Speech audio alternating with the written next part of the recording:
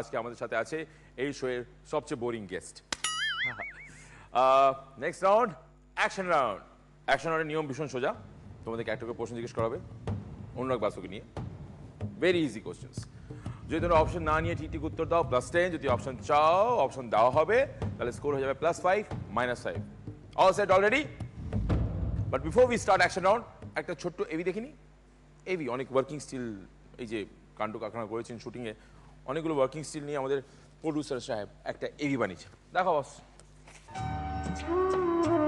ये सफर बहुत है कठिन मगर न उदास हो मेरे हम सफर, ये सफर बहुत है कठिन मगर न उदास।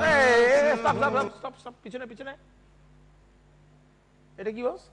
এটাই তারা সিরিয়ালে আমি যখন অ্যাসিস্ট করতাম আর ডিরেক্ট করতাম, তখন একটা ক্যারেক্টার ছিল আফতাব আজমেরির, ওটা ভীষণ পপুলার হয়েছিল।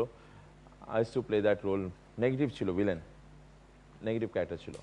মানে তোমার অ্যাক্টিং এর পোকা অনেকদিন ধরেই আছে না? অ্যাক্টিং এর পোকা তো থাকবে। I think every director has to be an actor, আর as a director we have to live several characters. So I think অভিনয় না শিখলে ডিরেকশন দেবো কি করে? পোকা তো আছে। এই অ্যাক্টিং এর পোকা নিয়ে কথা বলবো। এই পজ রিলিজ করো। मेरे हम सफर। এই পজ, পিছনে যাও। এই চেনা চেনা না কে? চূর্ণি চূর্ণি চূর্ণি গাঙ্গুলি। ও চূর্ণি, তাই? Pause release.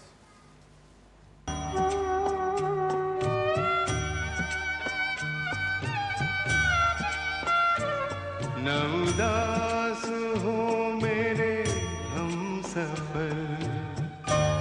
পজ। ইরফান, আমি অনেক কাজ করেছি ইরফানের সাথে। ইনফ্যাক্ট ইরফানের সাথে মানে মেট্রোর আগেও টেলিভিশনে প্রচুর প্রচুর প্রচুর কাজ করেছি। বা তুমি ওজনটা কবে গেইন করলে? তুমি বেশ ভালোই রোগা ছিলে। এই হয়ে গেছে। তুমি এমনি আমার মতো কবে থেকে হলে? তোমার মতন এই এবার কোয়াইট গুড লুকিং। হ্যাঁ থ্যাংক ইউ।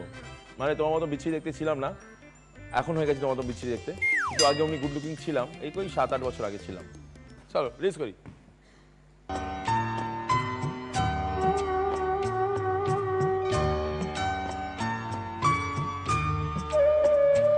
ये सितम की रात है ढलने को है अंधेरा हम कभी ढलने को। ये सितम की रात है ढलने को। পজ। এটা তুমি? হ্যাঁ এই যে এক্সট্রিম লেফটে। হ্যাঁ কোন সাল এটা? এই 10-11 বছর, যাই না, 99, 98 maybe later, I don't remember. একটা বই দেখো না, how to gain weight in 4 years। Hit হবে। প্লিজ। है ढलने को है अंधेरा हम कभी। এটা বাবরা, এটা কানসে কাইটসের সময়। এইটা মানে এত কাছাকাছি, মানে রিউমার তো ঋত্বিকের সাথে ছিল। এটা কি হচ্ছে এখানে? Rumour was for the press, কিন্তু ঠিক আছে বলবো না, বউ সেটে আছে। পজিলিস। ढलने को जरा देर इसमें लगे अगर,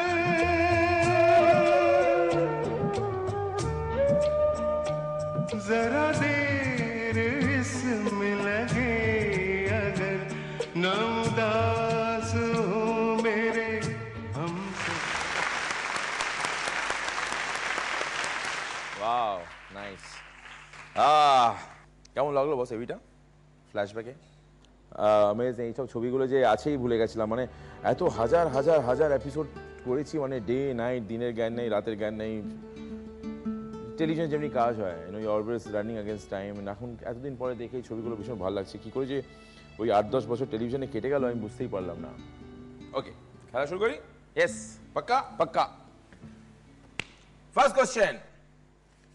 অর্ষা রেডি? ভীষণ ইজি গো। রেডি? নার্ভাস? একটু একটু। কেন? মনে হচ্ছে পারবো না। পাবে না? তুই ভয় পাই মানুষকে? ভয় পাও আমাকে? না, ভয় পাও না? একটু একটু পাচ্ছি। ডেঞ্জারাস দেখতে না ভীষণ? একটু সিরিয়াস।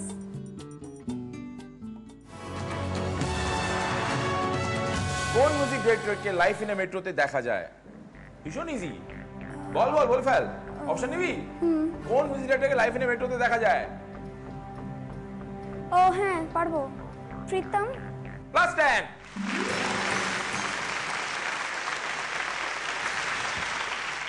অনুরাগের বলিউডের সবচেয়ে প্রিয় বন্ধু প্রীতমের একটা বাইট আছে আমাদের কাছে।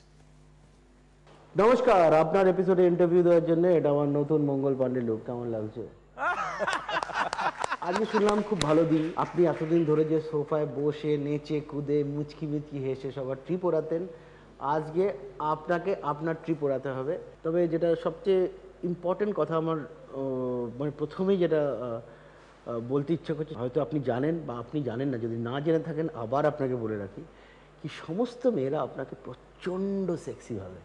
এরকমও হয়েছে কালী পুজোতে, আমার মনে আছে আমার বিয়ের আগের ঘটনা। আমরা একটা বেশ একটা ইন্টেন্স কনভারসেশনে একটু ইন্টেলেকচুয়াল সেজে 2 ঘন্টা 3 ঘন্টা ধরে প্রায় একজনকে ইমপ্রেস করে ফেলেছি। আর তুই সারা 2 মিনিটের জন্য এসে কি যে কথা বললি, তুই যাওয়ার পরেই মেয়েটা বলছি অনুরাগটা কি সেক্সি না? মা কালী দিব্যি, তুই কী করে এটা ম্যানেজ করিস তুই জানিস খালি। এখন এই মুহূর্তে আমি এত ডিরেক্টরের সঙ্গে কাজ করেছি, বন্ধুত্ব আছে বলে বলছি না, আমার মনে হয় Anurag one of the most talented director this country has. এই এখন বম্বে ফিল্ম ইন্ডাস্ট্রিতে ট্যালেন্ট দেখতে গেলে অনুরাগের থেকে বেশি ট্যালেন্টেড আর আমি কাউকে ভাবতে পারি না।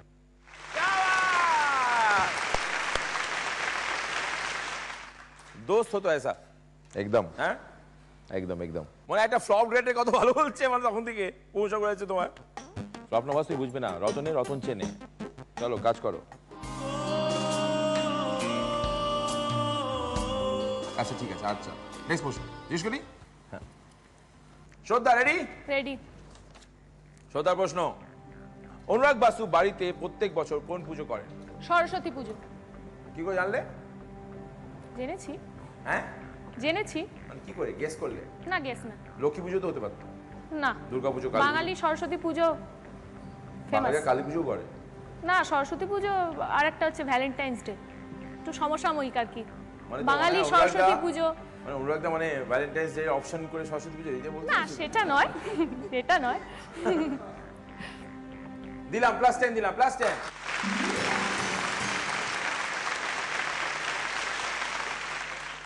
যাও একটু অনুরাগ দা। আচ্ছা এটা ঠিক অনুরাগের বাড়ির পুজো এখন না, কিন্তু এখন প্রীতমের বাড়ির পুজো হয়ে গেছে। এটা তোমরা কি neighbours?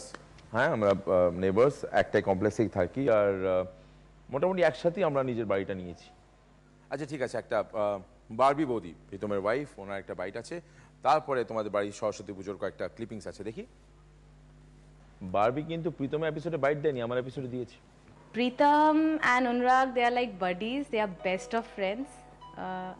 When they are together, আমাকে আর তানিকে আর দেখে না, ওরা নিজেরাই বসে গল্প গুচ্ছ সব কিছু করে।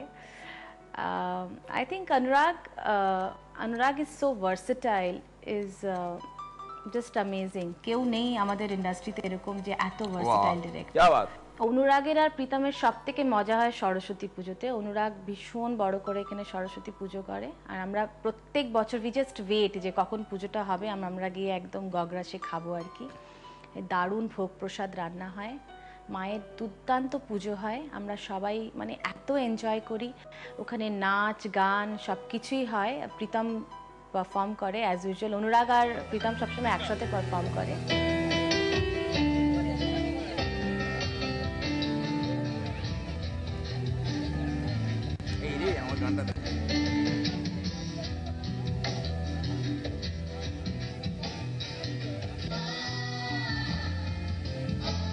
নেক্সট প্রশ্ন, জুহি রেডি? রেডি। অনুরাগ বাসু ডিরেক্টেড প্রথম সিরিয়াল কোনটি? এইটা তো বলতে পারবে না। তারা। হ্যাঁ তারা। কত দেবো? +10। क्या बात, +10। তোমার বয়স কত ছিল গো তারার সময়? তারা বয়স জাস্ট আউট অফ গ্র্যাজুয়েশন, 21 বছর বয়স আই থিঙ্ক। একটু বলবে মানে হাউ ইট অল বিগ্যান? মানে তুমি তো I think I M lucky, আমি অনেকদিন অ্যাসেস করতে হয়নি আমাকে। অনেকেরা অনেক বছর অ্যাসিস্ট করে তারপরে সুযোগ পায়। আমার কিন্তু খুব তাড়াতাড়ি হয়ে গেছে। আমি প্রথম যখন কাজ করতে আরম্ভ করি তখন তারা সিরিয়ালে as an assistant director join করি। আবার 6 অ্যাসিস্ট্যান্ট ডিরেক্টর। ইউনিটে সবাই কিন্তু আমার নামও মনে রাখতো না, লড়কে বলে ডাকতো, কেউ বাসু বলে ডাকতো। But after 7-8 months I got this break. একটা সুযোগ পেয়েছি, শুধু একটা সিন করার সুযোগ পেয়েছি। ওই একটা সিন করলাম, একটা সিন করার পরে সব ভালো লাগলো, তারপরে আমাকে একটা এপিসোড করতে দেওয়া হলো, তারপরে আস্তে আস্তে পুরো সিরিজটা দেওয়া হলো। তারা that time was the biggest serial, yeah that time it was the biggest show and number 1 show on air, right? Great. Next প্রশ্ন। রেডি? রেডি। জোরে? রেডি। ইয়েস, আরো জোরে। রেডি। লাভ স্টোরি সিরিয়ালে অনুরাগ বাসু বাংলার একজন আপকামিং অভিনেত্রীকে সুযোগ দিয়েছিলেন, তার নাম কি? পায়েল। পায়েল।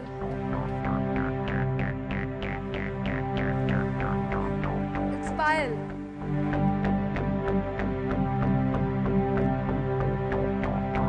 কি পায়েল?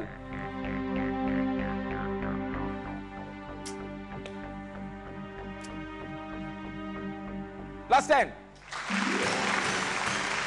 একটু পায়েলের বাইট দেখি। গ্যাংস্টার রিলিজ করেছে আর কি, ভীষণ গ্যাংস্টার দেখে আমি মানে অলমোস্ট ওনার ফ্যান হয়ে গেছি এরকম দেখে। আর সেরকম একটা সময় উনি কলকাতায় এসছেন আর আমাকে একজন বললো যে অনুরাগ বাসু এসছেন কলকাতায়, জাস্ট মিট হিম ওয়ান্স। তো পার্ক হোটেলে একটা কফি শপ আছে অ্যাট্রিয়াম বলে, ওখানে দেখা করতে গেছিলাম ওনার সঙ্গে। একটা জায়গায় উনি কথা বলছিলেন কারোর সঙ্গে, আমিও গিয়ে ভয় ভয় বসেছি একটা চেয়ারে ওখানে। তো যার সঙ্গে কথা বলছিলেন ওনারা চলে গেলেন, তারপর উনি আমার সাথে কথা বলতে স্টার্ট করলেন। And that very moment I felt that মানে আমি ওনাকে কত বছর ধরে চিনি, রোজ রাস্তায় দাঁড়িয়ে আড্ডা মারি, এরকম একটা আমার ফিলিং এলো আর কি। মানে ভীষণ ভীষণ একটা ওয়ার্ম, ভীষণ প্লেজেন্ট, ভীষণ চার্মিং একজন মানুষ আমার সামনে বসে, এরকম মনে হলো। তো তারপরে উনি যখন আমাকে লাভ স্টোরির অফারটা দিলেন ওই ওটা লিড ক্যারেক্টারটার জন্য, it was like a dream come true. মানে আমার মনে হচ্ছিল যে আর কিছু চাই না এরপর লাইফে আর কি। তো অবভিয়াসলি তারপর বম্বে চলে গেলাম। আর ফার্স্ট টাইম আমি আমার বাড়ি ছেড়ে ওখানে একা গিয়ে থাকছিলাম। আর আমি তখন অনুরাগদার একটা অফিস ছিল, মানে ইট ওয়াজ লাইক ফ্ল্যাট আর কি, তো সেখানে থাকতাম।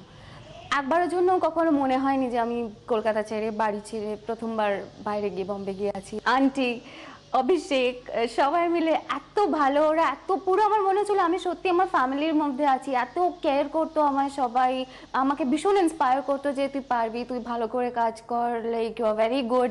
মনে আছে তোমার সঙ্গে আমার যেদিন ফার্স্ট দেখা হয়েছিল, তুমি আমায় জিজ্ঞেস করেছিলে যে যদি নিজেকে রেট করতে হয় তো তুমি কত মার্কস দেবে আউট অফ 10?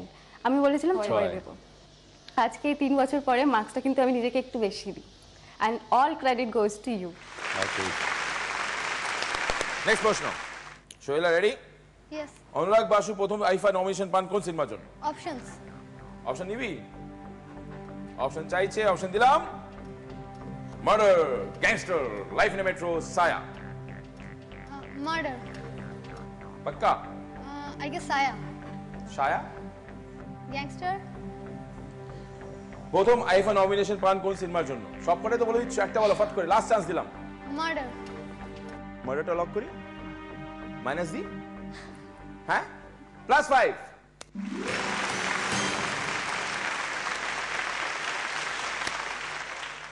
আচ্ছা, মার্ডারের প্রডিউসার তো মহেশ ভাট, সায়ারও মহেশ ভাট। यस। ওকে, ভাট সাহেব একটা বাইট আছে দেখি। एक बात मैंने उससे सीखी है, जैसे उन्होंने मुझे एक मरतबा दुबई की सड़कों में कहा था कि जब मैंने उनको अपना एक आर्टिकल दिया था पढ़ने के लिए कि भट्ट साहब मैं अपनी फिल्म में वैसी बनाना चाहता हूँ जिस तरह आप अपने दिल से आर्टिकल लिखते हैं। शायद उसके अंदर एक प्यास है, एक तड़प है कि वो कुछ ऐसा करे जो अब तक सिनेमा में हमारे हुआ नहीं है। और ये मैंने उसके अंदर एक झलक देखी तब थी और आज भी लगता है कि वो जिंदा है उसके अंदर। मैं अनुराग बासु को, जो मेरा फेवरेट प्रोटेजी रहा है, जिंदगी के एक सफर में nothing but the best wish करता हूँ और उसे एक बात का यकीन दिलाता हूँ कि शायद उसको भी अब तक अंदाजा है नहीं कि वो कितना टैलेंटेड है।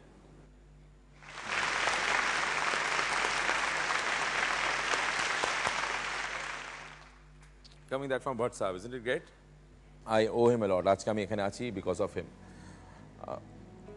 আমার মনে আছে প্রথম ছবি আমাকে দেওয়া হয় কুস্তো হ্যায় একটা ছবি এসেছিল আর ছবিটা আমি রাগের মাথায় ঝগড়া করে একতা কাপুরের সাথে ঝগড়া করে ছেড়ে দিই আর to live your first film is very difficult আর ছবিটা ঠিক আমার মতন তৈরি হচ্ছে না একটা ফ্রিভলেস একটা কেমনি একটা আর বিচ্ছিরি জায়গায় ছবিটা চলে আসছে না it was things were not in my hand তাই জন্য আমি ছবিটা ছেড়ে দিলাম তারপরে ভাবলাম ফিল্মের ক্যারিয়ার শেষ কারণ প্রথম ছবি তোমাকে দেওয়া হচ্ছে প্রথম ছবি তুমি ছেড়ে দিয়েছো আবার কখনো ব্রেক দেওয়া হবে না কিন্তু মহেশ ভাট 2-3 বছর আগে মনে আছে আমার ফার্স্ট ব্রেকে 2-3 বছর আগে উনি আমার টিভির একটা শো দেখে বলেছিলেন I think you are made for films and you should do films এসে প্রশংসা করেছে আমি but I never thought he will call me back again 3 বছর পরে আবার উনি আমাকে ফোন করলেন ডাকলেন and I think I am the only person who is out of that camp ওনার সাথে যতজন কাজ করেছে বিক্রম ভট্ট মোহিত সুরি তনুজা চন্দ্রা ওনার কোম্পানি যতজন কাজ করেছে ওরা সবাই কিন্তু ওনার অ্যাসিস্ট্যান্ট আমি একজন বাইরের থেকে গেলাম ওখানে and he gave me my first break Saaya তারপর সায়ার পরে Murder Gangster I think I really enjoyed working with Vishesh Film, working with Chotu Masi, Mahesh Bhatt, Mukesh Bhatt, and আমার ভীষণ I'll always I'm waiting আর খুব তাড়াতাড়ি ওদের সাথে আবার কাজ করতে চাই ওকে তো জানি একবার ঐশ্বরিয়া 15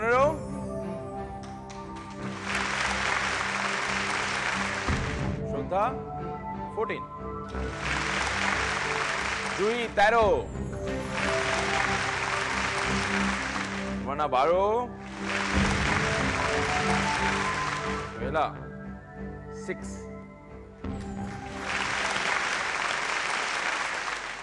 সোহেলাকে এই রাউন্ডে হারাচ্ছি নেক্সট রাউন্ডে তুমি আসতে পারবে না